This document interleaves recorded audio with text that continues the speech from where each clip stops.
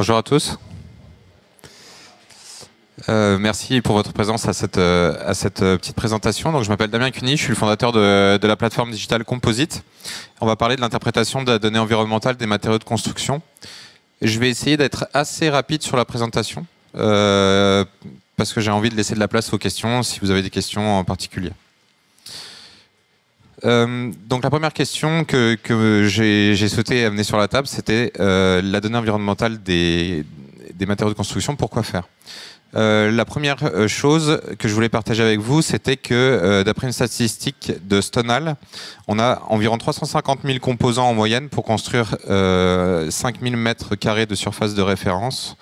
Et sur un bâtiment neuf, l'impact environnemental du bâtiment est compris à 60% dans ces matériaux de construction.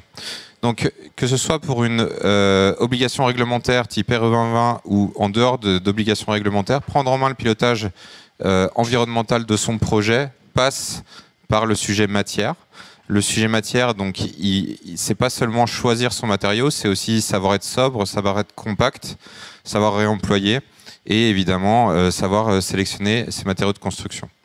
Donc, sur les statistiques RE 2020, on a quand même des grands lots qui se détachent de manière fréquente sur la plupart des projets. Ici, donc, c'est une répartition classique sur du logement collectif où on voit que la superstructure donc, est largement prédominante sur les impacts environnementaux côté matière sur un projet immobilier. Ensuite, donc là, dans ce cas-là, on va avoir la CVC et la façade de manière assez classique. Donc pour comprendre les impacts environnementaux des produits, et je parle bien d'impacts environnementaux et pas que de carbone, je pense que vous connaissez tous la plateforme INIES qui va aller agréger les FDES et les PEP pour les lots techniques qui sont en fait des mines d'informations à l'échelle du produit. Et donc dans la plupart des cas, pour tous les lots architecturaux en tout cas, les impacts vont être liés à la matière et à la nature de la matière et à la chaîne de production. Nous, le message qu'on porte avec Composite, c'est de dire que pour optimiser son projet, il faut toujours rapporter les impacts environnementaux à ce qu'on essaye de réaliser en réalité dans le projet. Parce que quand on va apporter un isolant, par exemple, dans un projet, la première chose qu'on va regarder, c'est est-ce qu'il isole. Après, on peut avoir des contraintes feu, il y a de la technique qui va devoir se rajouter à ça, de l'économie évidemment, et le carbone est un critère en plus qu'il faut désormais optimiser. Le deuxième point que j'aimerais souligner, c'est que l'optimisation par le produit, c'est-à-dire une fois qu'on a décidé ce qu'on voulait faire, en général, c'est assez marginal en réalité. À partir du moment où on va comparer deux produits ensemble qui ont une FDES individuelle, c'est-à-dire dont le fabricant a dévoilé les données environnementales, en général, comparer deux laines de verre ou comparer deux laines de bois, on est finalement vraiment dans l'économie de bout de chandelle. Dernier point, vous savez qu'en RE 2020, donc on est en ce qu'on appelle en calcul dynamique, ACV dynamique. L'ACV dynamique correspond à appliquer une formule de calcul sur la FDES. Donc les valeurs carbone que vous pouvez trouver sur INIES qui sont contenues dans les PEP et dans les FDES ne correspondent pas à la valeur qui sera appliquée en RE 2020. Ici dans la plateforme, vous pouvez voir, c'est pas très net, mais il peut y avoir des passages qui sont de l'ordre de 1 à 10 entre l'ACV du produit qu'on retrouve sur INIES et le calcul réglementaire RE 2020. Ça peut être un petit peu trompeur dans certains cas. Les facteurs qui vont faire bouger cette donnée carbone entre l'ACV produit et la valeur réglementaire RE 2020, ça va principalement être la durée de vie du produit. S'il a une durée de vie qui est très faible, eh ben, il va avoir d'autant plus un impact carbone qui va se multiplier à l'échelle du bâtiment. Et ça va aussi être le stockage de carbone qui est accentué avec les formules de calcul RE 2020. On pense aussi sur Composite qu'une des meilleures échelles pour optimiser son projet, c'est l'échelle multicomposant, qui est l'échelle ce que nous on appelle système. C'est-à-dire là, à l'échelle d'une paroi, donc à l'échelle d'un mur, à l'échelle ici d'une cloison ou d'un plancher, l'optimisation, elle se fait non pas à l'échelle du produit, mais plutôt à l'échelle du système constructif complet. Parce que quand on parle beaucoup de construction bois, par exemple, quand on fait une façade bois, ça réagit pas du tout en termes de système comme une façade béton. Et finalement, il faut regarder en multicomposant ce que ça donne. plutôt que de faire des...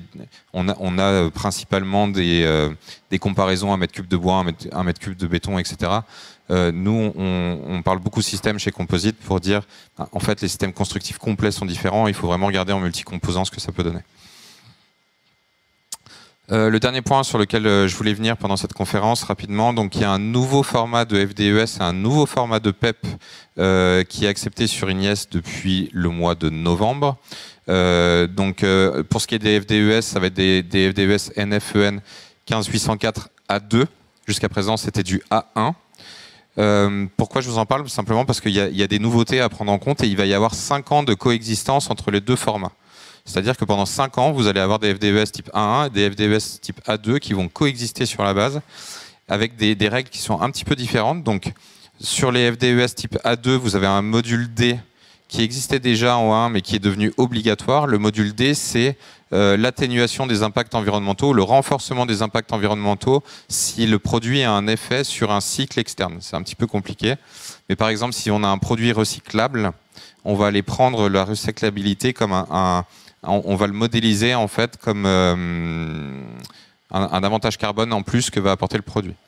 La teneur en carbone biogénique, donc là c'est une nouveauté sur cette partie-là. Le carbone biogénique, c'est le carbone qui est stocké à l'intérieur de la matière. Il y a certaines matières qui stockent du carbone, donc il y a un effet bénéfique. C'est principalement les matières biosourcées. Et aujourd'hui, on va avoir une teneur carbone biogénique qui va être détaillée aussi pour les emballages du produit. C'est-à-dire que tout ce qui va être en emballage biosourcé, par exemple bois, carton, etc., va pouvoir avoir un contenu carbone propre. On a de nouveaux indicateurs donc, qui apparaissent, avec notamment des indicateurs sur la santé humaine, les particules fines qui n'étaient pas comptabilisées jusqu'à présent. Et attention aux comparaisons entre les différents formats, donc les FDES A1 et A2, simplement parce que la base de calcul est un petit peu différente. Donc si vous avez un différentiel de valeur CO2 entre deux typologies de FDES, elle peut simplement venir du changement de format et pas forcément d'un produit qui serait plus vertueux qu'un autre. Voilà, comme je vous disais, j'avais la volonté d'aller vite pour laisser la place aux questions. Vous avez donc l'adresse ici de la plateforme. Si vous voulez aller visiter notre site composite.io, vous pouvez créer un compte gratuitement et vous balader sur notre site. On est aussi au stand 24 là-bas si vous voulez venir rencontrer l'équipe. Et si vous avez des questions, je serais ravi d'y répondre. Je crois qu'on a un micro qui va tourner dans la salle.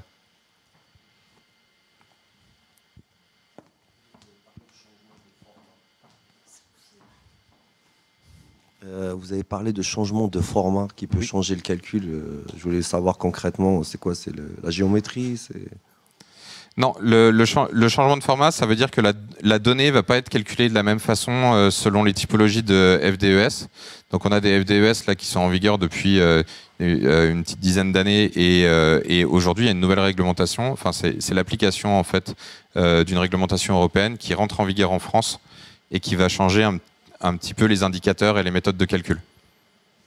Donc les résultats carbone sur les produits de construction vont être un petit peu modifiés par rapport à ce qu'on a l'habitude de connaître dans les FDES qu'on manipule depuis quelques années. Donc c'est un changement dans la donnée en fait, c'est pas un changement sur le produit. D'accord, parce que j'ai bien compris que c'était quand c'est du carton ou du bois, donc voilà, ça peut impacter en fonction de la nature du matériau. Mais après, vous avez parlé de format de l'emballage. Ouais. Mais je parlais pas de format physique en fait. Donc c'est-à-dire que par exemple, si on prend du carton et on fait une étude pour connaître l'impact environnemental de ce carton, il y avait jusqu'à présent une méthode de calcul qui était régie par une norme et c'est cette norme-là qui évolue. Donc le calcul évolue et le résultat potentiellement peut évoluer aussi. C'est cette alerte-là que je voulais donner. Ok. Merci.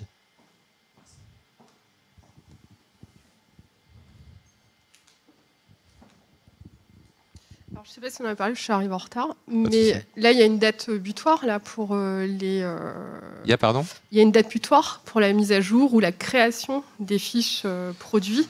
Est-ce que ça concerne tous les fabricants du bâtiment, tout corps d'état confondu Alors, ce qui se passe, c'est que les fabricants des produits de construction sont libres de créer une FDES ou non.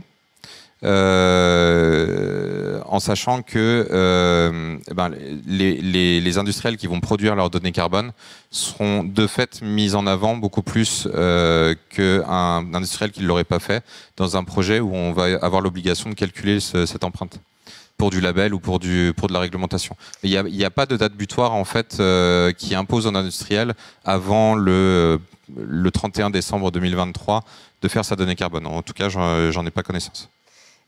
Du coup, en tant que maître d'ouvrage, on a des prestataires, quoi, que ce soit des maîtres d'œuvre, des archis, des BET, se retrouvent un petit peu démunis. Moi, j'ai trouvé qu'on était en défaut de conseils. Et au final, est-ce qu'il va y avoir des plateformes? Est-ce qu'un maître d'ouvrage va pouvoir lui-même se renseigner sans se faire tout un boulot de maîtrise d'œuvre, pour avoir accès comme ça à un référencement au moins des industriels qui ont joué le jeu et qui ont produit tout corps d'État confondu pour qu'il puisse lui-même projeter son bâtiment et déjà projeter ses partenaires sans être substituaire des prestataires de maîtrise d'œuvre ou d'architecture. Donc, en premier lieu, il y a la base Ignies qui est donc une base ouverte où on peut retrouver tous les fabricants qui ont joué le jeu. C'est-à-dire, on a même un espace pour aller voir marque par marque en fait tous les fabricants qui ont édité une donnée carbone pour leurs produits. Comment vous écrivez Ignies, INIES.fr. C'est une base qui est en consultation libre. Donc vous pouvez très facilement, même sans création de compte, aller consulter la donnée. Et ensuite, des plateformes comme la nôtre permettent aussi d'avoir des consultations sur des masses de produits ou de typologies de produits.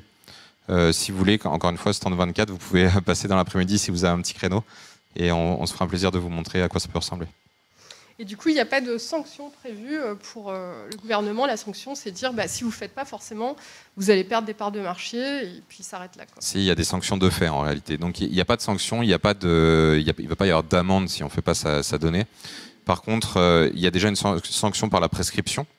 C'est-à-dire qu'aujourd'hui, quelqu'un qui va avoir sa donnée propre, il va être bien avantagé si on veut aller chercher du label ou si on veut aller chercher de la réglementation ambitieuse. On a une sanction en fait par la prescription.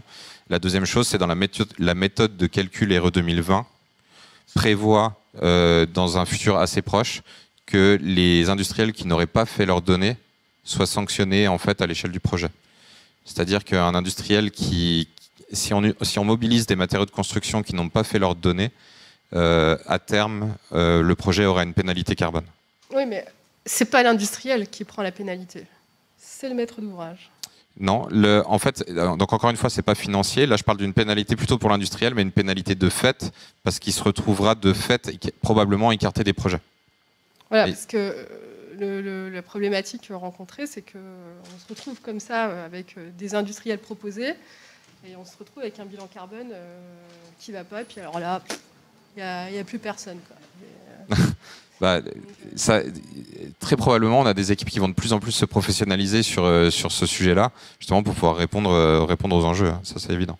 Et vous, votre spécialité, c'est donc de proposer ce service, de guider Donc, on fait très peu de services en réalité. On en fait sur quelques projets phares, mais on délivre plutôt de la connaissance au travers d'une plateforme digitale qui peut être manipulée par les acteurs eux-mêmes. Qui est Composite. Composite, oui.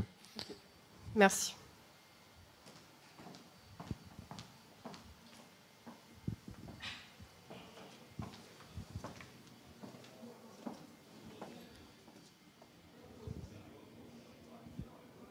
Plus de questions ?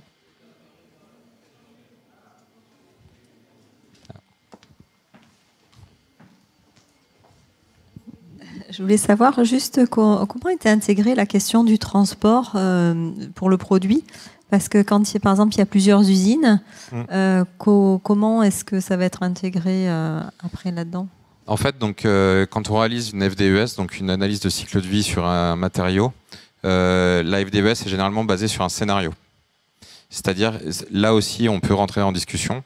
Mais grosso modo, ce qui va se passer pour un industriel qui aurait 3 sites, par exemple, sur le territoire français, il va prendre en fait avec un compas un écart type de telle sorte à ce que, à partir de chacune des usines, il peut couvrir l'ensemble du territoire français. Et cet écart type-là va être retenu comme le scénario de transport de la FDES. En général, c'est comme ça que ça se passe. Ce qu'il faut comprendre, c'est que très généralement, dans les produits de construction, le transport est en réalité marginal dans l'impact environnemental, malgré ce qu'on peut penser a priori. Il y a énormément de produits pour lesquels le transport représente moins de 10% de l'impact en réalité. Donc les impacts vont plutôt être recherchés dans la matière et dans la chaîne de prod en fait. C'est terminé. Merci beaucoup. Et à disposition, stand 24 si vous avez d'autres questions.